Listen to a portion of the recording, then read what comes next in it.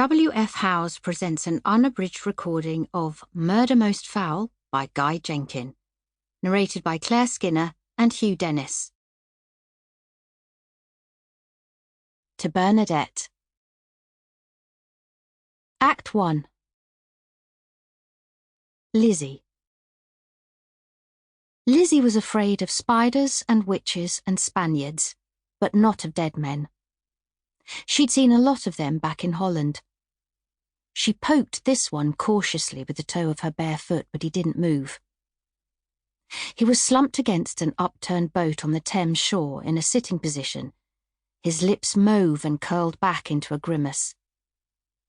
She reached out and touched his hand. It was cold but soft. He had the teeth of a gentleman and smelt of perfume. She reached forward on her tiptoes and took his silky black cap. It reminded her of the hats her father had worn before they fled. She rubbed it against her cheek for a moment, then stowed it under her dress and ran off down the alley. Will. A man walked a lion down the street.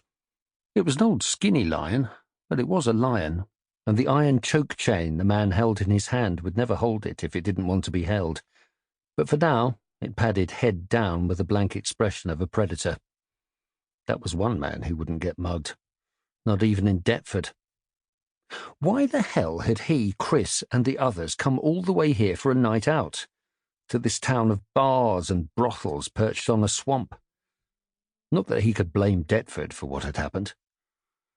To say Will would never drink again would be a lie, but he was going to drink less. He wasn't going to drink so much that he ended up swearing at his best friend and sleeping on the floor of a docker's bar. He couldn't be sure, but he thought he might have been urinated on while he was sleeping. Perhaps by a dog. Possibly by a docker.